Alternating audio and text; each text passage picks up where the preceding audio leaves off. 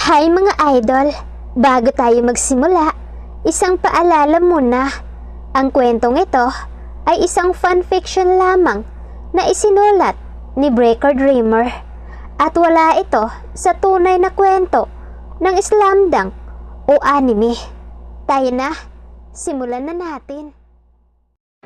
Samantalang, galit nga itong si Sakuragi kay Rukawa dahil hindi nito sinabi ang totoong nangyari dito kay Aki at kailangan pa niya itong ilihim dito kay Sakuragi. Sakuragi, di ba sila iyong mga nakaaway mo kanina? Puna ni Mito nang makita niya si Sakuragi na nanglilisik ang mga mata sa galit.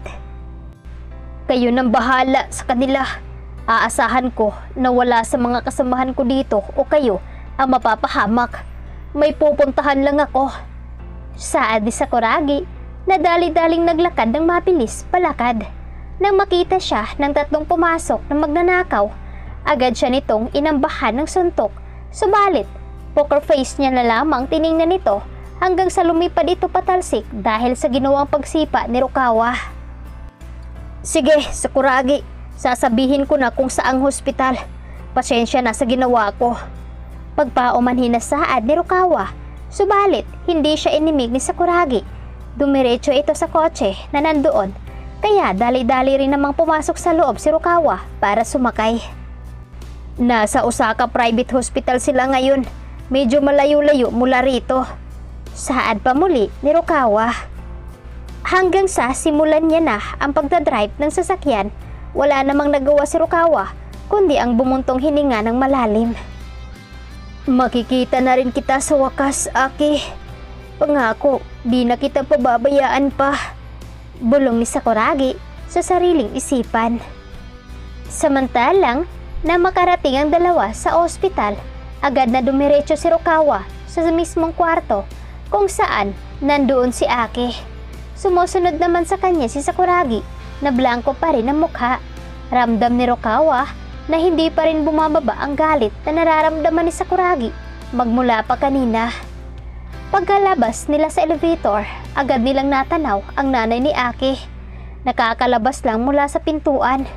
Bahagya pa itong nagulat na makita ang hindi lang si Rukawa ang kasama nito, kundi ang nobyo ng kanyang anak. Anak? Bati ni Akira kay Rukawa bago ito inakap. Pinakatitigan naman niya si Sakuragi na nakakunot noo habang pinagmamasdan ang nanay ni Aki. Ikaw ba ang kaibigan ni Rukawa? Tanong ni Akira. Tumango si Sakuragi bago ito nagmano bilang paggalang. Ako nga po, Hanamichi Sakuragi.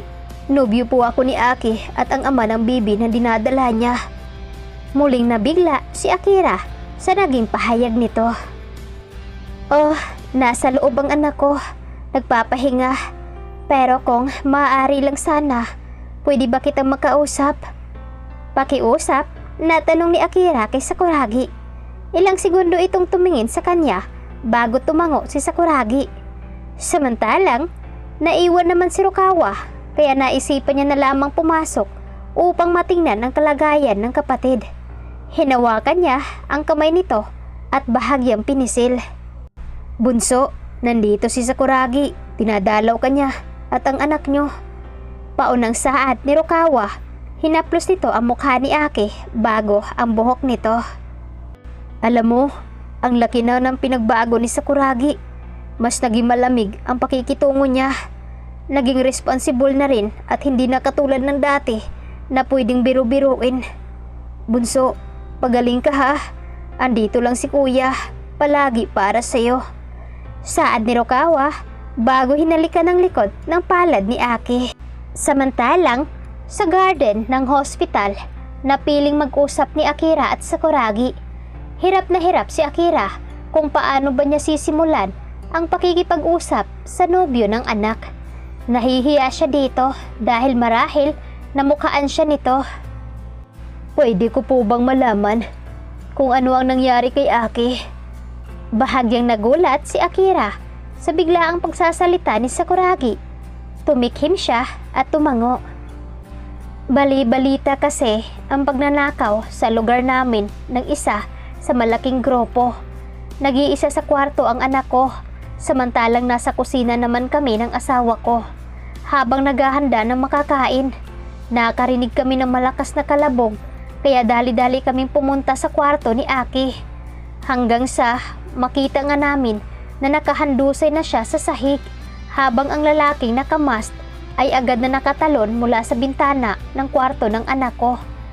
Hinabol pa siya ng asawa ko, pero hindi na niya naabutan, kaya naisipan namin na dalhin agad si Aki sa ospital. Paglalahad ni Akira sa buong nangyari sa bahay nila matapos makita si Aki.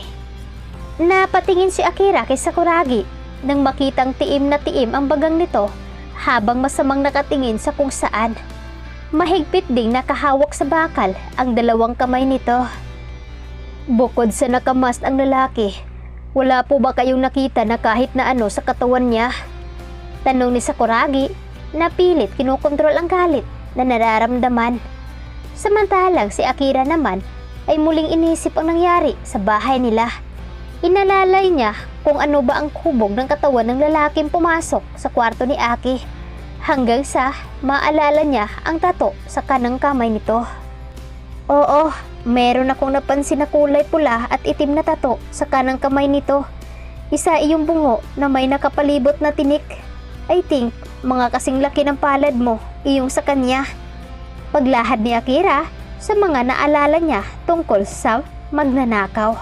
Samantalang, iniintindi ni Sakuragi ang bawat detalyeng sinabi ng ina ni Aki bago ito tumango.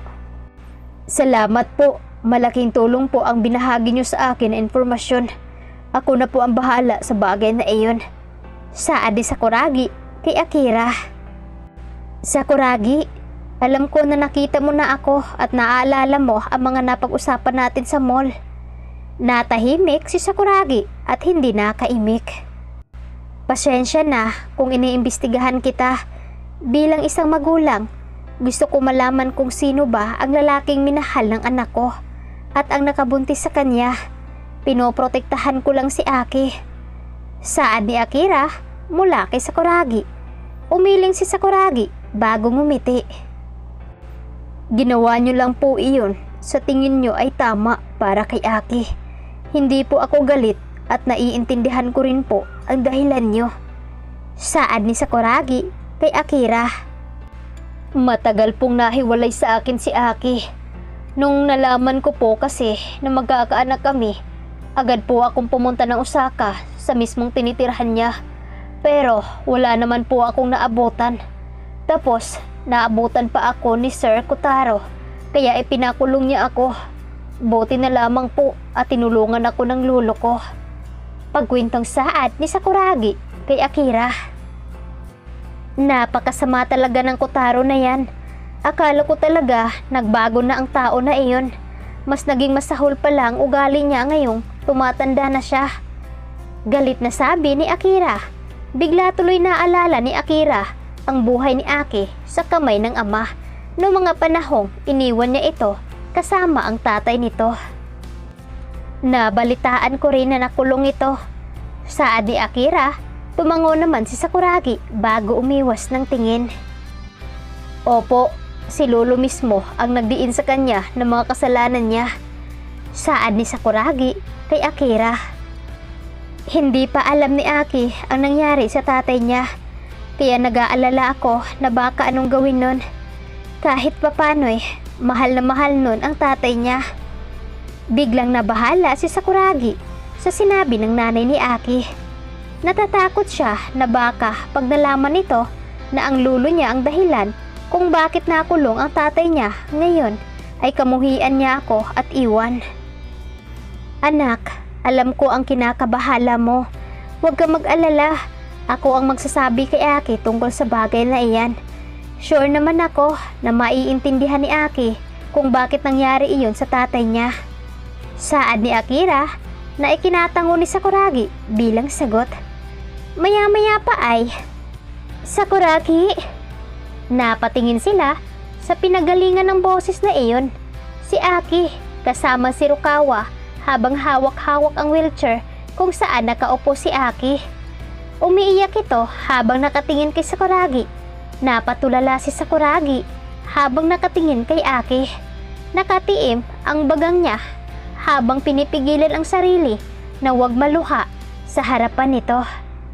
Nang makalapit ito ng tuluyan sa pwesto ni Sakuragi, agad niya itong tumayo at sinunggaban ng yakap si Sakuragi. Humagulhol ito ng iyak habang napaiwas ng tingin si Akira at Rukawa sa nakikitang eksena ng dalawa. Ramdam ni Akira ang saya at sakit na nararamdaman ni Aki at Sakuragi sa mga oras na iyon. Kaya inaya niya si Rukawa na iwanan nito upang makapag-usap. Tumango si Rukawa bago muling tiningnan ang dalawa. Nang maiwan si Aki at Sakuragi, agad humiwalay ng yakap si Aki at tiningnan si Sakuragi. Ano nga kaya ang sasabihin ngayon ni Aki na ngayon ay sa wakas nagkita na sila muli ni Sakuragi? Kaya ito ang dapat nating aabangan mga fan sa susunod natin ng mga episode. At maraming salamat!